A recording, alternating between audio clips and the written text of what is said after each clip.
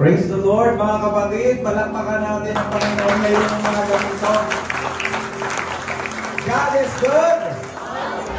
Ano man ang nangyari sa atin itong nakaraang mga araw, pagsubok man o pagpapala man o pagpalo, still, pwede natin sabihin, God is good. Tama po yun. And that's why we're here, mga kapatid. Katulad ng encouragement sa ating Pastor Dave. The great reason why we're here is because He first loves us. Una niya tayong minahal. And in response to that, we will worship the Lord. And loving God, worshiping God is the deepest expression of our love to Him. You know, I want you to take this worship very personal to you. Gusto ko pong i-take itong worship natin na isang personal na pagsamba, isang personal na pakikipagdil sa Lord. Amen mo ba? This may be a corporate worship, but I want to remind you, make it a personal encounter with the Lord this morning. Are you ready to encounter the presence of the Lord? Let's start by praying. Oh, hallelujah. Hallelujah. We bless your name, Father. We thank you for everything that you have done. Hallelujah. Praise you, Jesus. Heavenly Father, we worship you, O God. And as a church, we come together in this temple, in this place, Lord, to lift up our voice, our hands in one accord, O God. Make us worthy through the Lord Jesus Christ. Speak up to our hearts through your message this morning, through the message of the song, through the message of the Holy Communion, through the message of your word, through the message of prayers. Oh God, prepare our hearts this morning. Ihanda po kami dahil alam namin, Panginoon, before pa po, Panginoon, nag-prepare na po kayo ng mga blessings na ito para sa amin. At ang gusto mo lang, Lord, ay maging prepare din kami para sa pag-receive ng mga blessings na to, oh God. This morning, oh God, through the power of your Holy Spirit, prepare our hearts, our spirit, our soul, our mind, our hearts, so that everything that you prepared, every blessing, spiritual blessings that you prepared for your children, we will receive them all, O Lord. And through all those spiritual blessings, we will be transformed into the likeness of your Son, Jesus Christ. And people will see that we are truly sons and daughters of your kingdom. Thank you, Lord, for this morning, because you've given us the opportunity, O Lord, to worship you, God. May we glorify your name. In the name of the Father, and of the Son, and of the Holy Spirit, let us all say, Amen. Amen. Ang aming pagsamba ay nakasentro lamang sa isang pangalan, sapagkat walang ibang pangalan sa silong ng langit na ibinigay na sukat natin kaligtas maliban sa pangalan ni Jesus. Kaninong pangalan? Mahina mo, laksa na rin. Kaninong pangalan? Kaya ngayong umaga aawit tayo para kanino? Iindak tayo para kanino? Itataas ang banal na pangalan nino? Magpuri tayo sa Panginoon.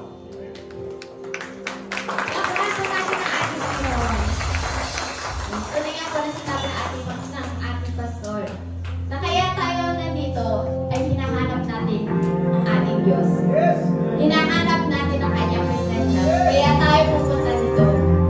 Kaya habang tayo ay nandito, lagi po namin pinapaalala, give our best to God. Para tayo emotionally, physically, dahil sa ating Diyos, siya ang nagbibigay sa atin lahat na ito. Tayo magpuri sa ating Panginoon.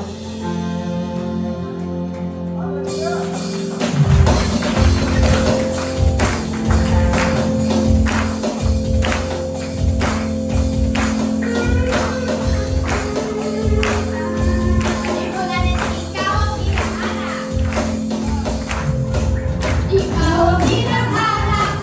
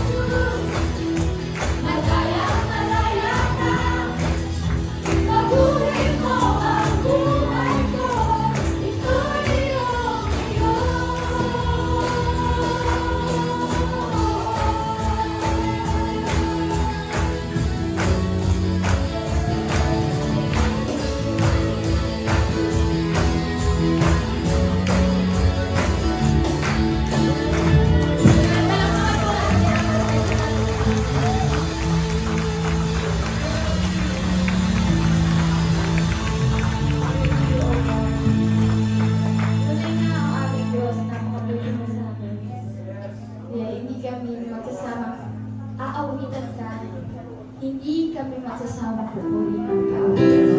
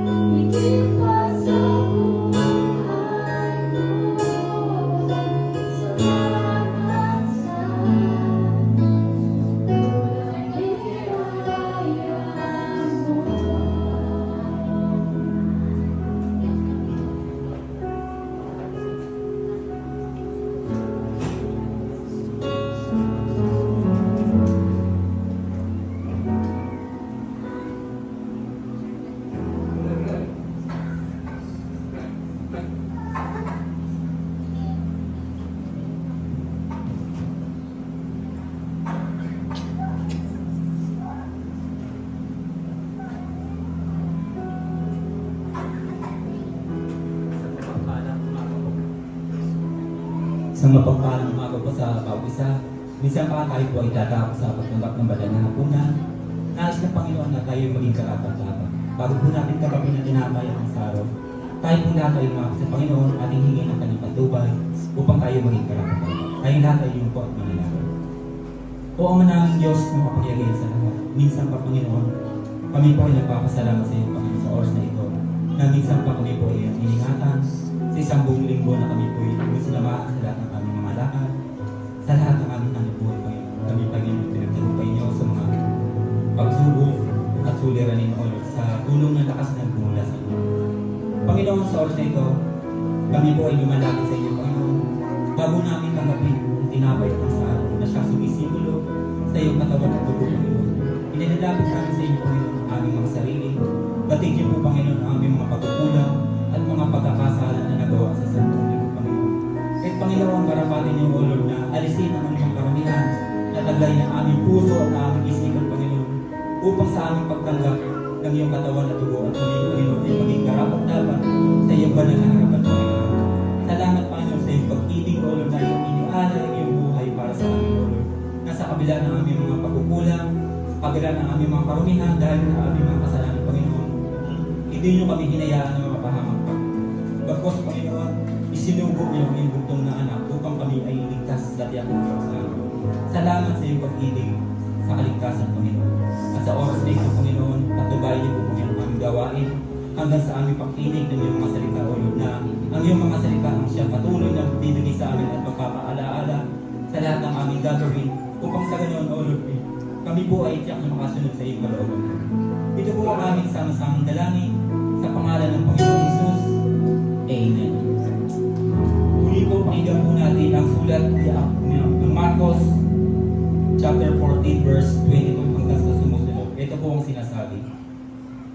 Habang kumakain sila, si Jesus ay dumampot ng tinapay at nagpasalamat sa Diyos. Pagkatapos kanyang pinaghati-hati ang tinapay at iniabot sa mga alagad. Sinabi niya, kunin ninyo ito ang aking katawan. Ang tinapay kong ito ang siyang sumisimbolo sa katawan ng ating Panginoon. Ang katawan na pinahirapan doon sa ating pong kanin ang tinapay.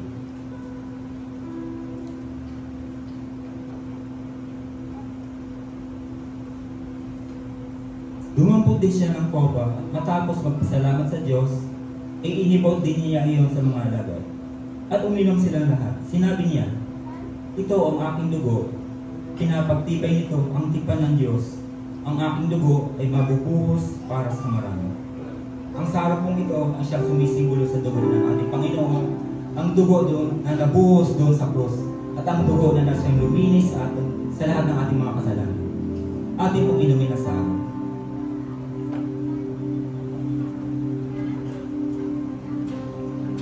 Tandaan ninyo, hindi na ako muling iinom pa ng batas ng ubas hanggang sa araw na inumin kong kanibago sa kaharian ng Panginoon.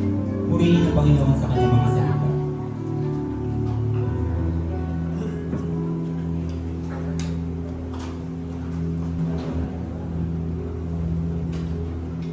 God is good? And all the time? Yeah. So excited na po ba tayo? We are now on the offering time. Yes. Yung verse natin ngayon for offering verse is makikita natin sa 2 Corinthians. Yeah. Pwede ba natin ma-flash yung 2 Corinthians 9:7? Para mabasa natin siya ng sama-sama. At meron lang akong konting kwento. Yan. So basahin natin. Sabi dito, each man should give what he has decided in his heart to give, not reluctantly or under compulsion, for God loves a cheerful giver. Ano daw? For God loves a cheerful giver. Paano ba natin masasabing cheerful? Pagka sinabi natin cheerful, ano siya? Sa Tagalog, ano cheerful? Masayahin, no? Nagagala. Naalala ko nung binabasa ko itong verse ito, naalala ko nung kabataan ko, no? 40 years ago. Naalala ko nung nagpa-promise sa amin si mama ko, sabi niya, pagdating ng December, pupunta tayo ng Luneta. Tuwa na ako noon, Luneta eh. Iba kasi yung feeling na once a year ka lang nakakapasya. Tuwa na kami noon, mga February pa lang, nababanggit na ni Mama yun. Pupunta tayo ng Luneta sa December. So yun yung promise niya sa amin. Tuwa na kami noon. Kaya naman lahat ng iutos niya sa amin, mula February hanggang December, sunod kami ng may galak, no? Ng masaya. So yun yung cheerful giver daw. No? Pagka mayroon tayong pangakong na-receive sa ating magulang, parang nagiging masayahin tayo, di ba ba? Kayong mga kabataan, pagka may pangako sa inyo yung magulang nyo, ano ba yun? O anak, bibilang ka ng cellphone. Ang mga pangako no? O anak, papasyal tayo sa ganito. So masaya tayo, di ba? So ang Diyos ganun din. No? Makikita natin sa Philippians 4:19. Ano sabi niya doon sa Philippians 4:19? No? God will supply all of our needs, no, according to His riches. So, yun yung promise ng ating Panginoon. So, kanina nagkakantahan tayo, no? Ang kantahan natin is puro Tagalog, no? OPM, no? So, pagka may mga OPM tayong nare-receive, parang ang ganda yun, no? Ang ganda sa pakiramdam, ang ganda sa puso. So, yun yung OPM sa atin ng Diyos, yung Philippians 4:19. Ano yun? Di naman kanta yun, Brother Biga. Hindi nga. Ito yung OPM. O, promise mo. God. Yan. O, promise mo yun, God, sa akin, ha? Yan ay bibigay mo sa amin lahat ng kailangan namin according to your will. So, for that reason, kailangan daw tayo ay maging masayahin. We have to be a cheerful giver. And ito yung challenge sa atin ng ating Panginoon. On top of the instructions ng ating Panginoon, na yung ika po, o 10%, ang sabi niya rito, each man should give what he has decided in his heart to give, not reluctantly or under compulsion. For God loves a cheerful giver. Are we cheerful? Amen! Tayo po'y manalangin. Maraming Diyos, maraming pong salamat, Panginoon, una po sa mga provisions na binibigay po sa bawat isa. Maraming pong salamat sa mga blessings, Panginoon. Alam po namin, Panginoon, na Ikaw po ang nagbibigay ng lahat ng ito dahil promise mo po sa amin that you will give everything that we need, Panginoon, according to your will, O Lord God. Dahil alam po namin na Ikaw ang nagmamay-ari ng lahat ng bagay, lahat ng nakikita namin, lahat ng meron dito sa mundo, O Lord God. And we stand on that, Panginoon. And Lord, kung kami man po ay nagkakaroon ng salat na pamumuhay, Panginoon, alam po namin na Ikaw ay may plano sa amin, O Lord God. At i-open mo po yung aming puso, i-open mo po yung aming isipan, Panginoon, dito sa plan na ito, O Lord God. At kami maging tapat na nagbibigay po sa inyo, Panginoon, dahil Ikaw po ang siya una nagbigay sa amin. Muli, Panginoon, pagdamutan mo nawa, Panginoon, ang itong offering for this day. And we hope, Panginoon, and we pray, Panginoon, that this offering will be held, Panginoon, those people, Panginoon, na wala pa sa inyo. Muli, Panginoon, maraming pong salamat. Ito po ang aming dalangin sa pangalan ni Jesus. Amen.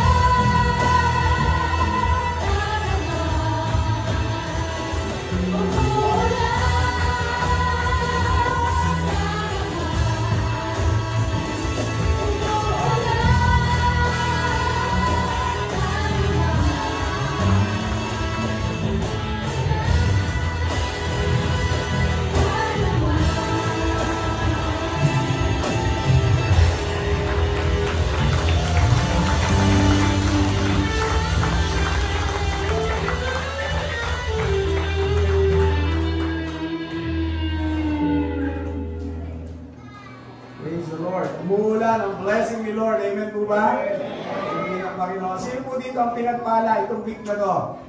Praise God. Palapakan natin ang Panginoon. We deserve praises. Hallelujah.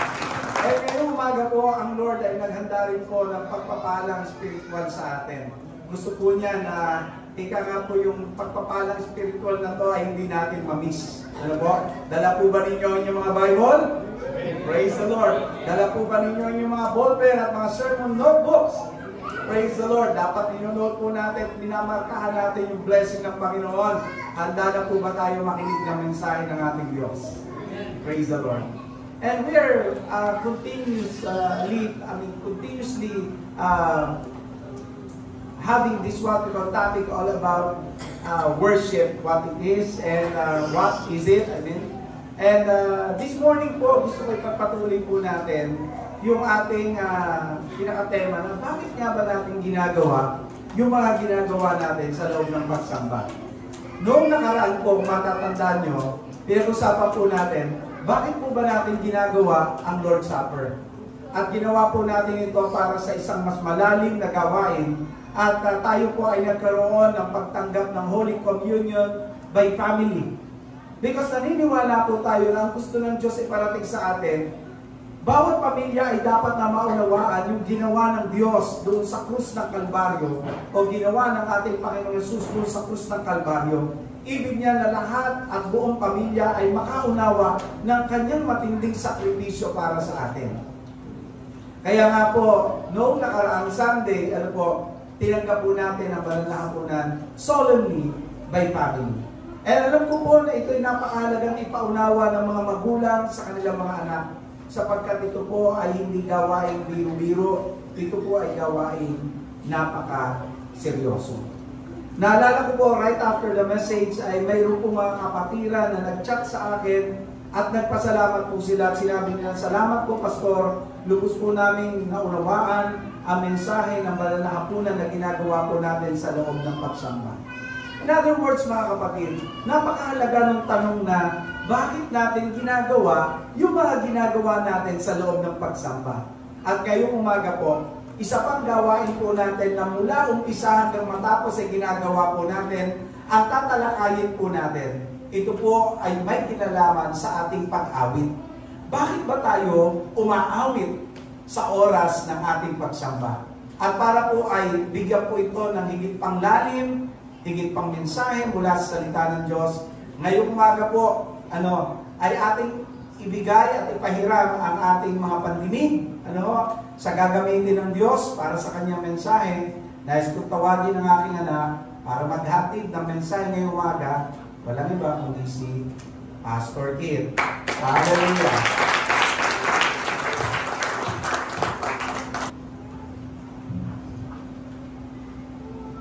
Amen. Good morning po sa ating lahat.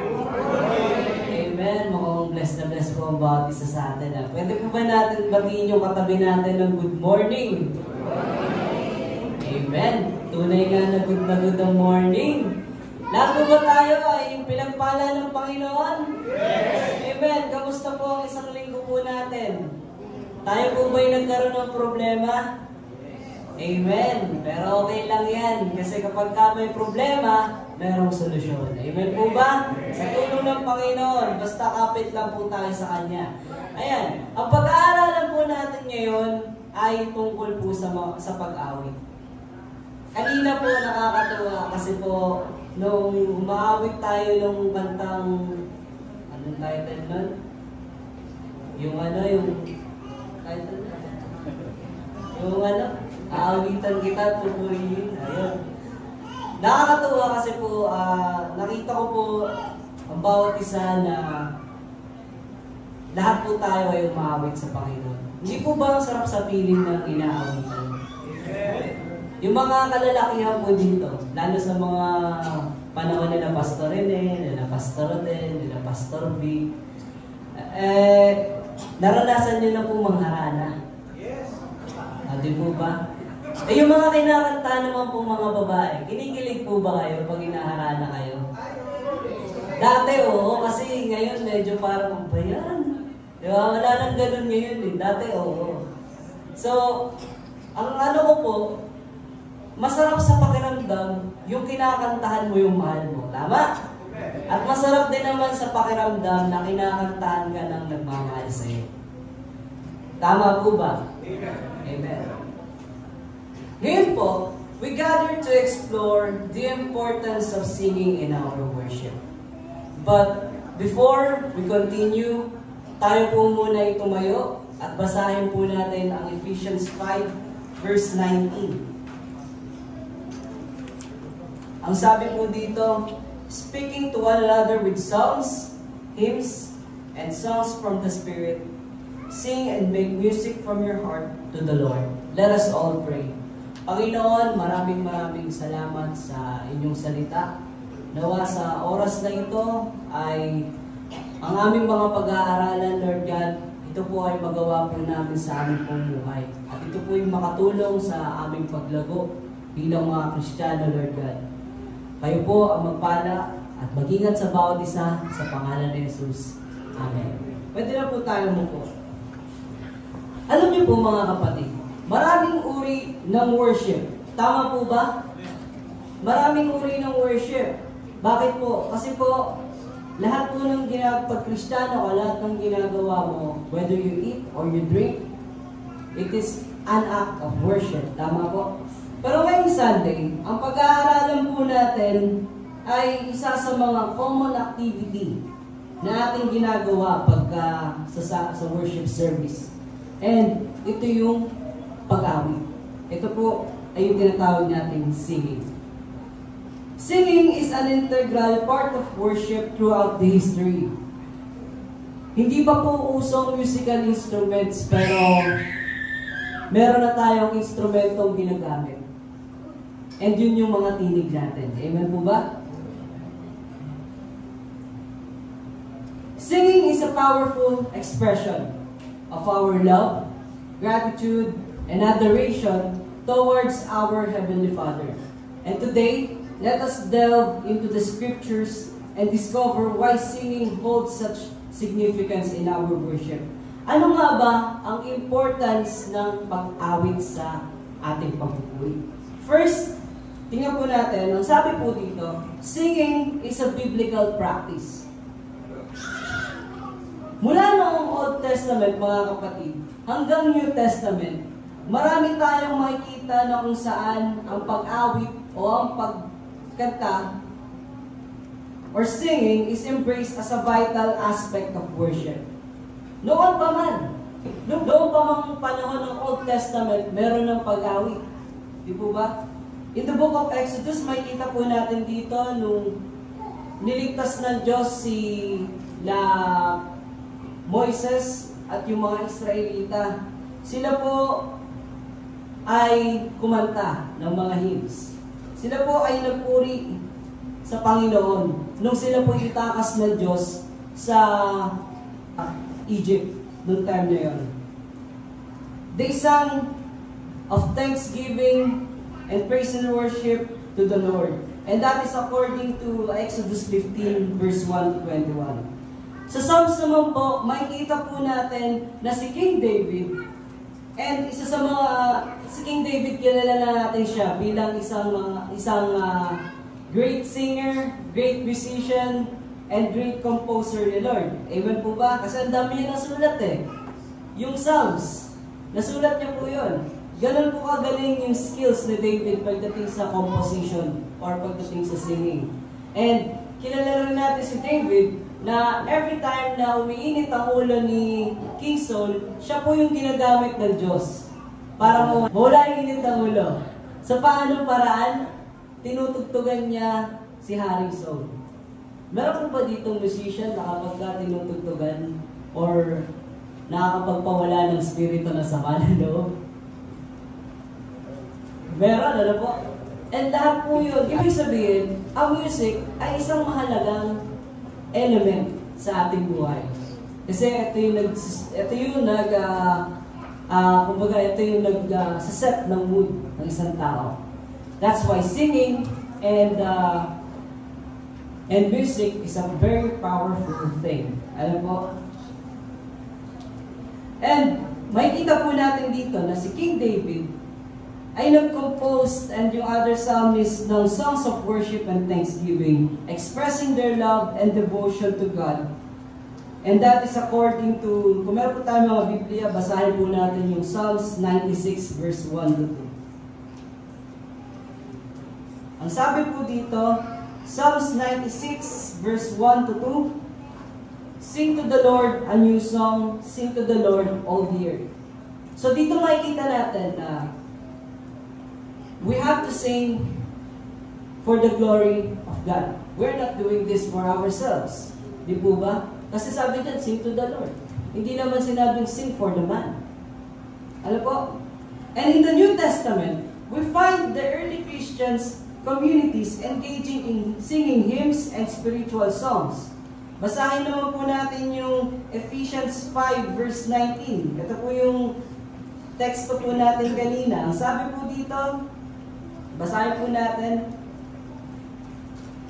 speaking to one another with psalms, hymns, and songs from the Spirit, sing and make music from your heart to the Lord. Singing is a biblical practice that connects us to the rich heritage of worship throughout history.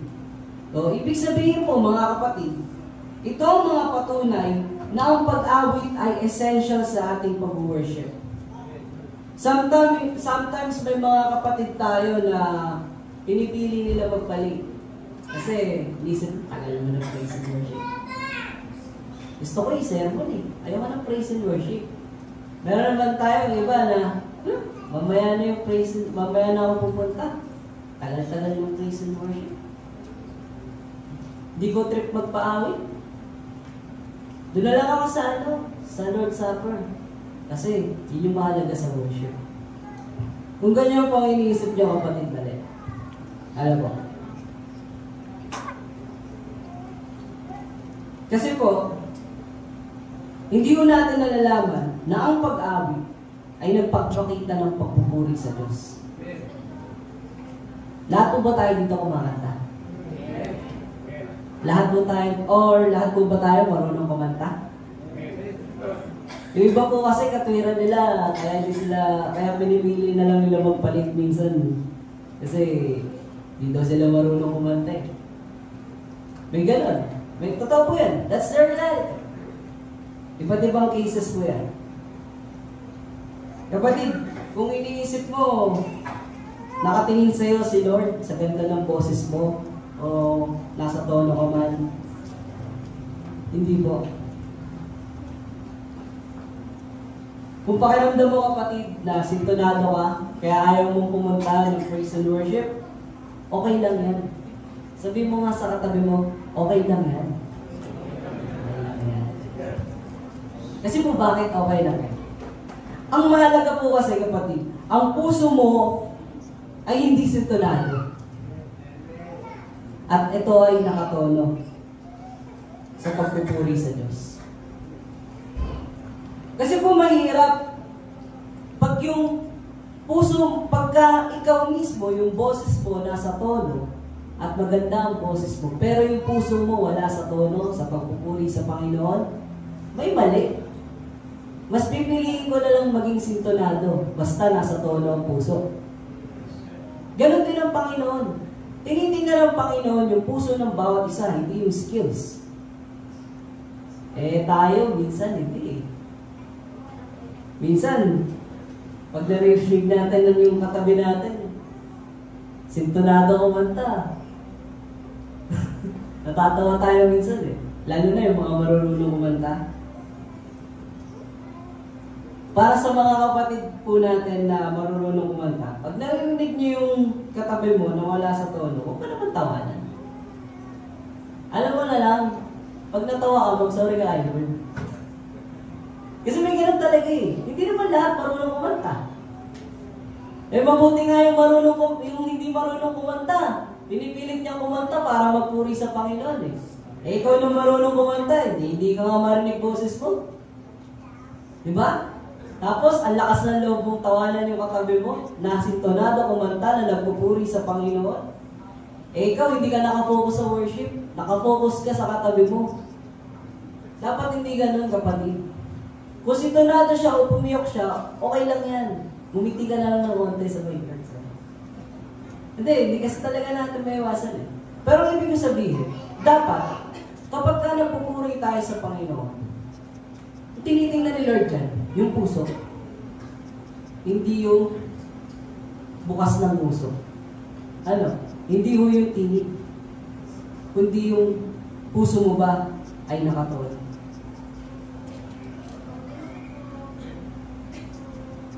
Sabihin mo nga sa katabi mo, kapatid, huwag kang ganun. Ayan tandaan niyo yung katabi niyo Pag tumawa kayo, pag tinawanan kayo niyan next time, pag kumakanta, sabihin mo, kapatid, huwag ganun. Yung iba kasi sa atin, makatawa, wagas eh. May mga ganun eh, no? Nagkamali lang, pumiyok lang, grabe makatawa eh. So, first thing na pinag-usapan natin, singing is a biblical practice. Pangalawa po, singing is an expression of worship. Singing is a unique and powerful means of worship. It engages our entire being, mind, heart, and body. In the act of praising God, when we sing, we not only express our love and adoration, but we also internalize the truths of God's Word. Sabi po sa Colossians 3:16, basahin po natin. Ang sabi po dito, let the message of Christ dwell among you richly as you teach and admonish one another with all wisdom through psalms, hymns, and songs from the Spirit, singing to God with gratitude in your hearts. So itong verse na to, it encourages us to let the word of Christ dwell in us richly as we teach and admonish one another with all wisdom, singing psalms, hymns, and spiritual songs. Singing allows us to meditate on God's truth, unite our hearts in worship, and encourage one another in the faith. Tingnan niyo po yung mga taong nakikinig ng mga manunungkot na kanta. Nagiging emo po sila. Hindi niyo po ba napansin yun? Halimbawa, pagka in love ka, di ba parang nakaka-in-love lalo pag nakikinig ka ng love songs? Di ba? Halimbawa, masaya yung mood mo, tapos nagpatugtog pa ng masaya. Parang nakakagana eh, no?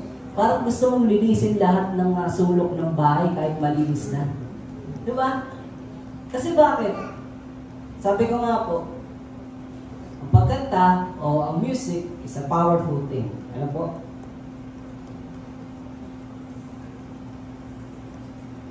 There is an expression sa bawat kantang pinakikinggan po natin. That's why singing is a powerful thing to do because hindi lang expression ng power niya. Hindi lang yan eh. Hindi lang tungkol sa expression. Kundi ito po ay double power. Bukod po sa expression, andito rin po yung prayer, mga kapatid. Kaya ingat po tayo sa mga kinakanta po natin. Dahil ang singing ay may expression and prayer, that's what makes it powerful. Alam niyo po, share ko lang, meron ako napanood sa Facebook one time, nakakatawa siya. Alam niyo, ewan ko na encounter niyo na to. Yung lalaking nagmomotor, tapos dumaan siya sa napakadilim, kasi walang ilaw. Yung motor niya lang yung nailaw. Tapos habang daan siya, takot na takot siya. Kumakanta siya ng sing hallelujah, sing hallelujah. Tapos ang dilim-dilim. Kumakanta siya ng Jesus is alive. Tapos sa kalagitnaan, hindi nakisama yung motor niya. Bigla namatay. Di mo ba? Namatay yung motor niya. Tapos, dahil sa sobrang siya, hindi niya alam gagawin niya eh. Kasi kumakanta siya eh. Tapos, ang dilim-dilim. Nasabi niya, Jesus is alive, sing hallelujah. Tapos, nung namatay yung motor niya, napamura siya.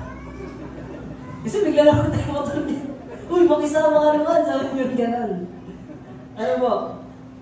Alam niyo, kahit na medyo nakakatawa yung illustration, meron itong pinapahiwali. Yung lalaki, lumakas yung loob niya dahil sa kumakanta siya ng Jesus is alive. Tama? And there are times na pagka natatakot tayo, kahit ako, nung bata ako eh. Kasi may white lady daw sa amin, yung dati namin bahay. Sa Phase 6. Nakakita daw si daddy doon. Ako naman, natatakot din, dati.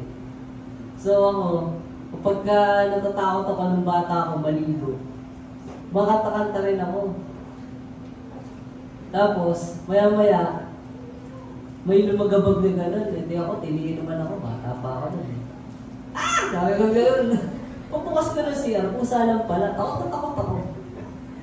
Pero, yun nga, ang pinapahiwatig yun, lumalakas yung loob ng isang tao kapag kumakanta siya. Lalo na pagka kinakanta mo, Christian song. Amen? Nakikinig po ba tayo ng Christian song? Amen. Talaga po? Hindi po ba tayo nakikinig ng ere? Alam niyo yung ere? Yung bagong nagtatrend ngayon. Parang di makasagot yung mga kabataan natin Alam mo pinapakinggan nyo? Songs of praise? Or mas madalas yung pakinggan yung ere? Ako po. Dapat mga kapatid, hindi tayo nakakasama. Dapat ang pinapakinggan natin yung nakaka-bless. Hindi yung sinasabi sa ere na alam niyo na yun. Ano po?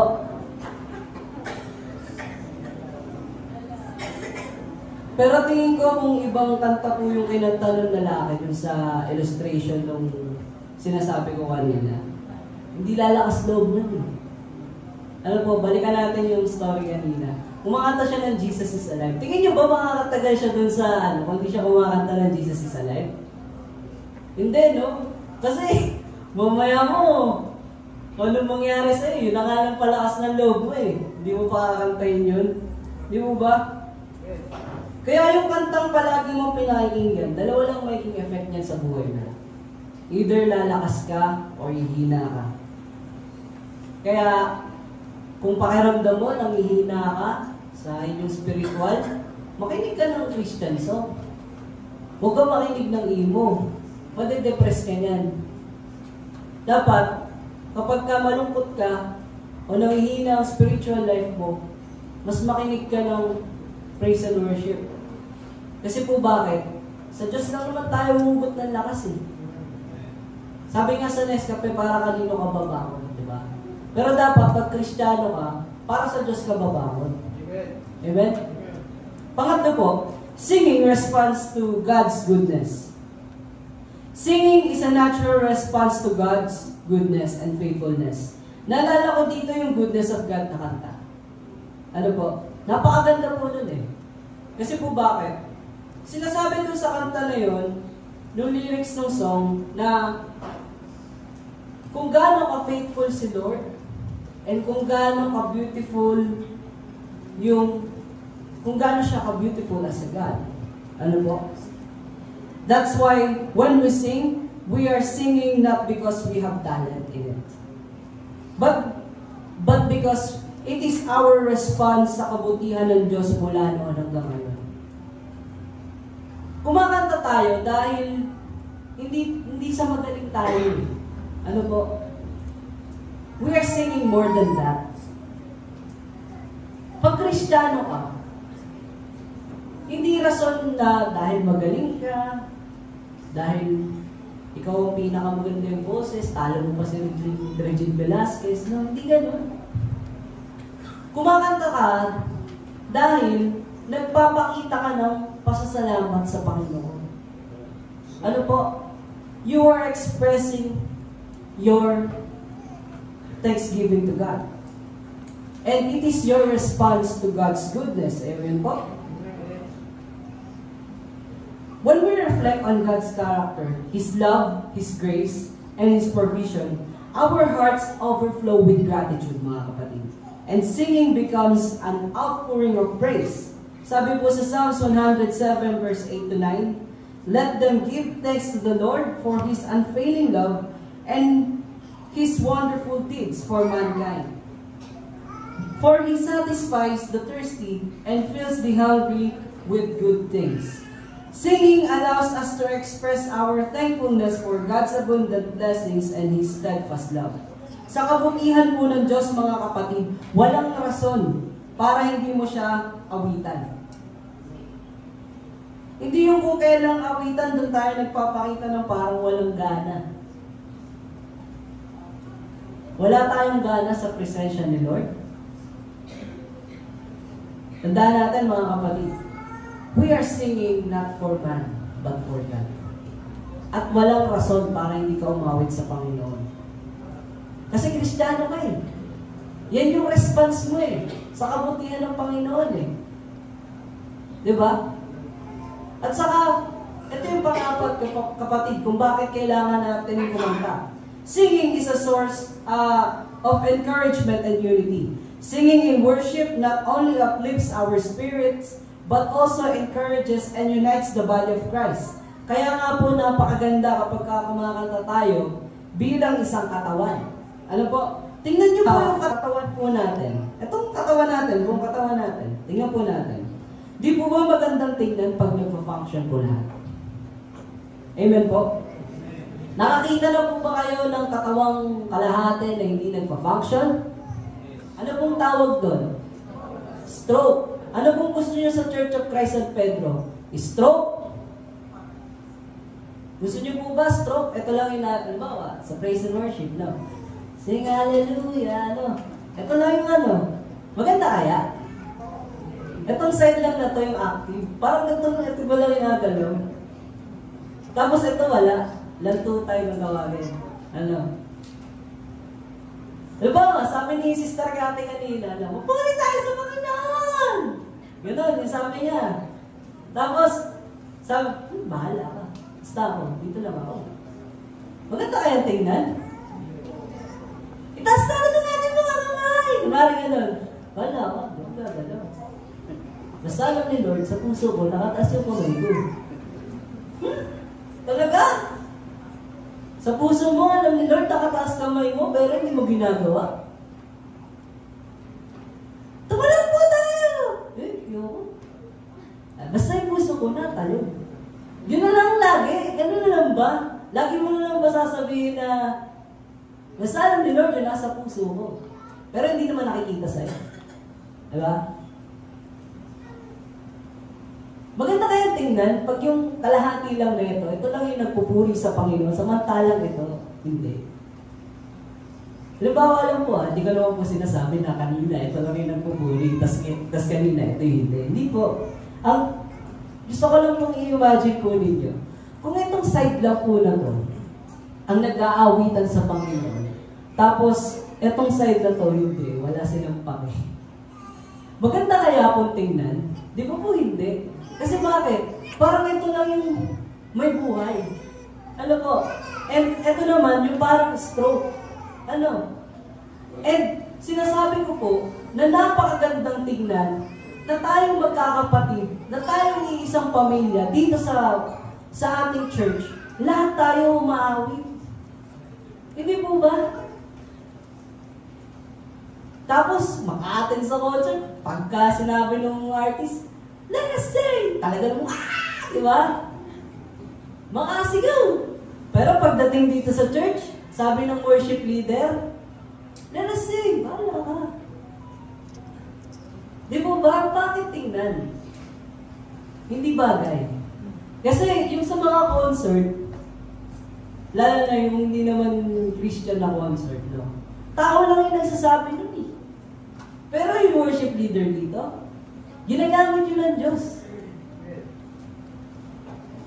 Kaya kapag sinabi ng worship leader na, itaas natin yung kamay muna. Taas natin. Makiisa tayo.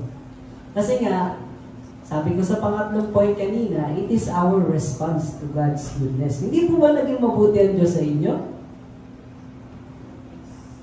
Naging mabuti naman. Kasi dyan ka pa eh. Diba? May kinakain ka naman. Nagpamasahe ka nga, pupunta dito. Ilang beses po kayo kumakain sa isang araw? Sige, tatanong ako. Si Ernest, ayan. Ilang beses ka kumakain sa isang araw? 3. Tapos nagbe-merienda ka sa shop eh. Bira, 3. Nagbe-merienda ka sa shop, di ba? Marami eh. Nagbe-midnight snack pa tayo minsan. Magkagaling ng ano. Di ba? Tapos, yun yung response mo sa God's goodness. Ang mawalan ka ng gana sa pagpupuri sa Panginoon. Wow! Di po ba? Naging mabuti si Lord sa atin. Nagkulang po ba si Lord? Aba, parang nagkulang si Lord. Parang ano ba? Nagkulang po ba si Lord sa atin? Hindi nga eh. To the point na binigay niya na nga yung buhay ng kanyang anak para sa'yo. Di ba? Tapos, sabi lang ni Lord, umawit tayo. Wala pa tayong gana. Alam niyo pa, na-inspire ako eh. Every time na nag-lead ako ng praise and worship, nakakatuwa lang. May mention ko na kung sino sila. Sila Sister Goy, sila Brother Earl. Meron pang iba eh. Basta po, every time na nakikita ko sila, nakakatuwa. Kasi nakikita mo sa puso nila eh, on how they respond to God's goodness in their life. Alam niyo yun? Si Brother Earl, makataas talaga ako. Yes! Dapat ganun ka pa din. Kasi ganun kabuti si Lord sa'yo eh. Sister Goy, pag nag-worship yun, alam mo, yes. Taas na taas yung kamay. Ano po? Nakakatuwa, nakaka-inspire tingnan. Kasi yung focus ng kanilang heart ay nasa worship. And I'm not saying this to compare them sa inyo, mga kapatid. No. But, sinasabi ko to para ma-inspire tayo. Ano po? Ma-inspire tayo na magpuri tayo sa Panginoon. As what? As a body of Christ. Ano po? When we sing together, mga kapatid, we strengthen the bond of fellowship and create a sense of unity. It reminds us that we are not alone in our faith journey. Tingnan natin yung Acts chapter 16, verse 25.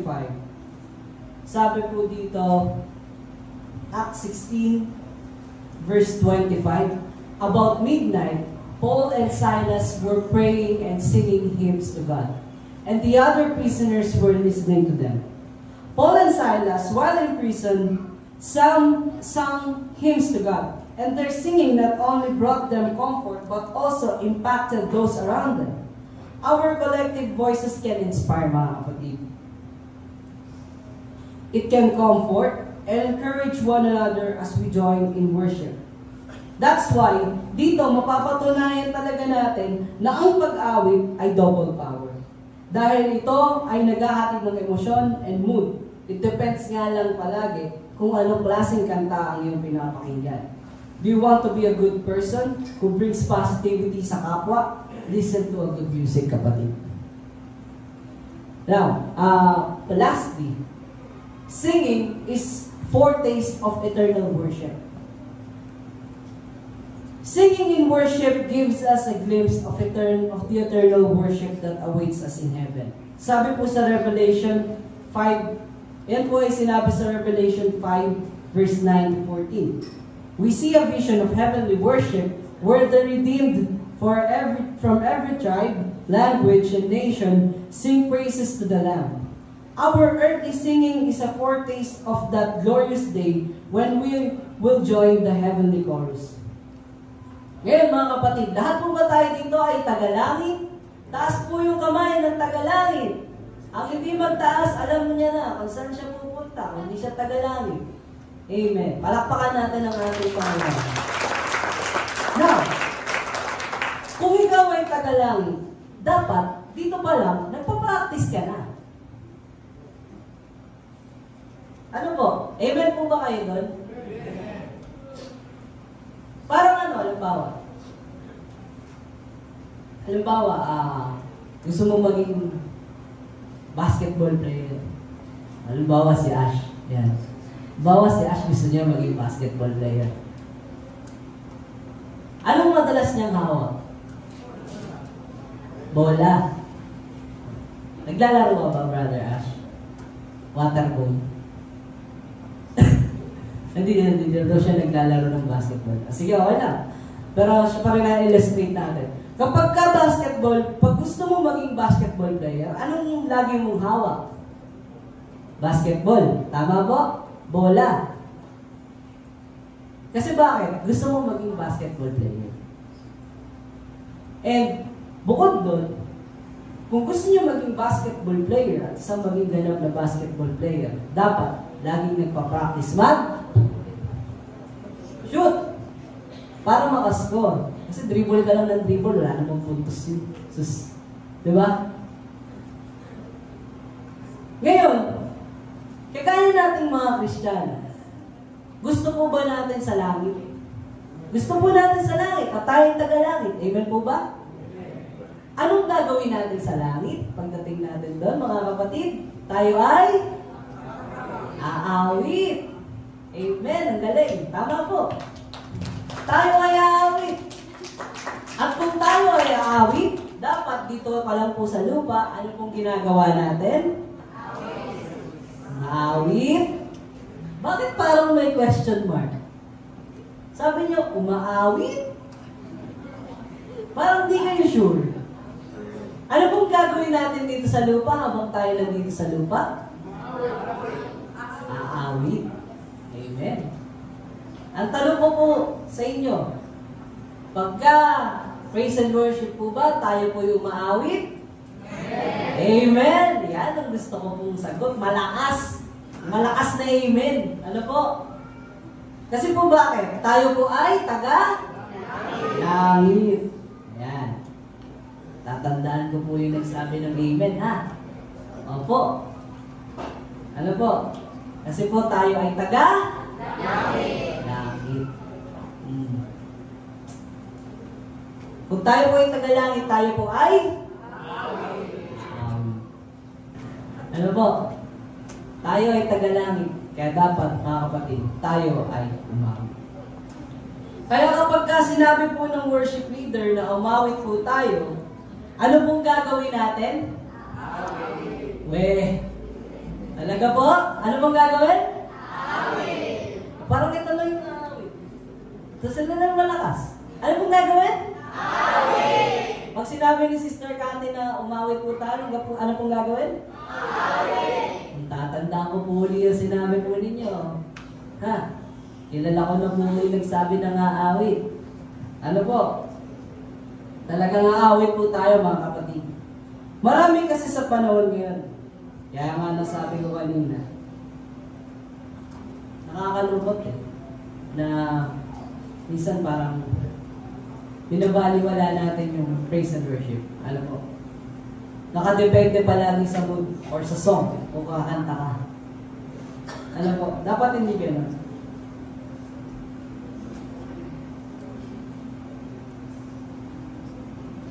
At higit po sa lahat mga kapatid, pagka nakakaramdam ka ng iyak, huwag ka mahiya. Kasi hindi ka naman naawit para sa tao, para sa Diyos naman po yan. Ano po? Alam mo, pagdating sa langit, sabihin ni Lord, sige, salang muna si Brother Buboy. Ano po?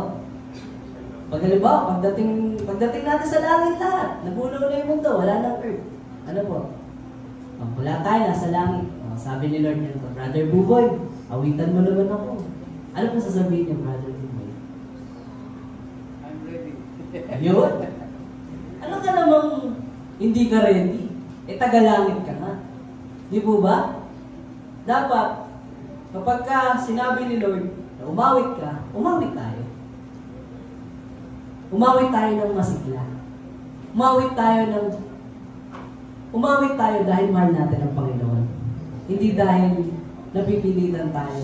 Hindi dahil nakulitan tayo kay worship leader. At hindi dahil tinitingnan ka ni pastor. Ano? No. Sing with all your heart. Because you love God. Kaya nga sabi ko kanina, ano po, ang sarap sa pakiramdam na inaawitan mo yung mahal mo at inaawitan ka ng mahal mo. Amen po?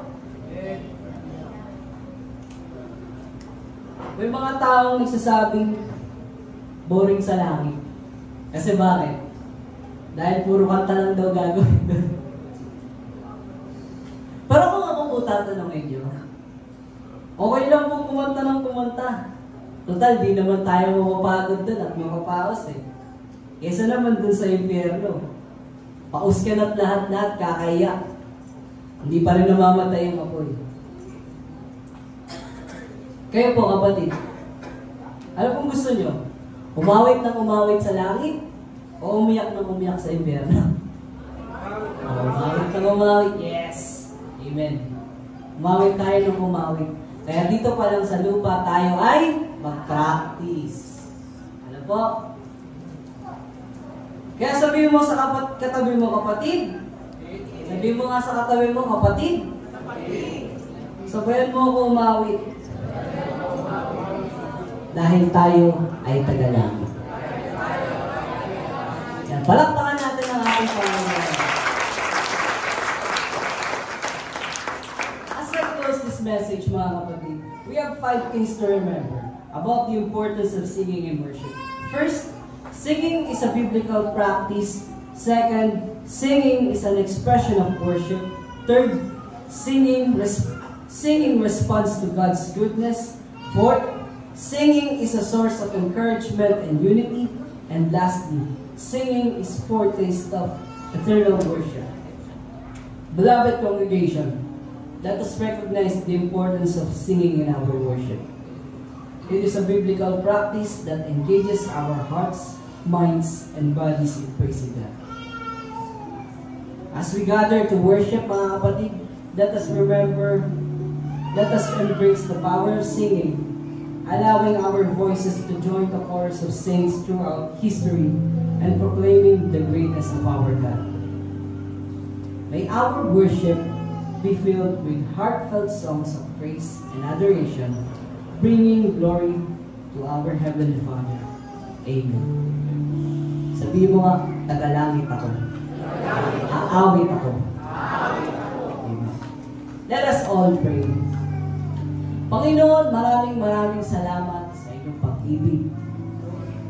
Salamat, Panginoon, dahil kami, Lord God, ay binigyan mo ng tinig upang aming magamit sa aming pag-awit, Lord God, ng papuri sa inyo, Panginoon. Salamat, Panginoon, dahil minahal niyo po ang bawat isa sa amin. Salamat, Panginoon, sa mga pagpapala, Lord God, na ibinibigay mo sa amin, Panginoon. Truly, Lord God, you deserve all the praises and all the glory, Lord God. Panginoon, sometimes meron kami mga pagkukulang, kaya patawarin niyo po kami, Panginoon. Kami po ay lumalapit at nagpapakumbaba, Lord God. Salamat po ng maraming. Sa aming pag-uwi po mamaya, kayo po ang siyang iingat po sa amin hanggang kami po ay makarating sa aming mga tahanan. Maraming salamat po sa pangalan ni Jesus. Amen. Palakpakan po natin ang ating Panginoon.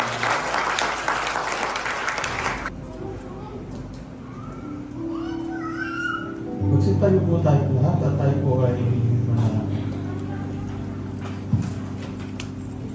Ama namin Diyos na makapangyarihan sa lahat, Panginoon. Maraming salamat po, Panginoon, sa natatapos namin gawain, Panginoon.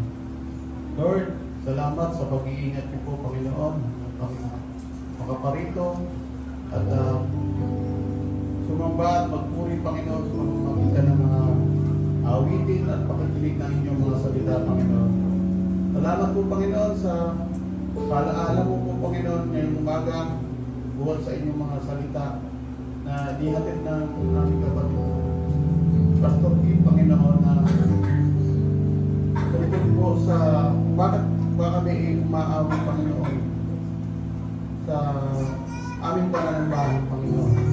Salamat po, Panginoon, at binigyan mo po kami ng mga tinig, Panginoon, upang kami ay mawi para sa inyo, Panginoon. Nawa, Lord, kayo po ay mabigyan namin ng kapurihan, kaluguran sa mga aming gawain nito, Panginoon. Lord, patuloy po kaming humihingi sa inyo ng gabay sa araw-araw naming buhay, Panginoon. At sa pansamantala po namin pag-uwi at pag-iwalay ngayong umaga, Panginoon, kayo po ang mag-iingat sa bawat isa sa amin, Panginoon. Sa inyo po ang papuri, pasasalamat sa pangalan ng Panginoon Jesus. Amen.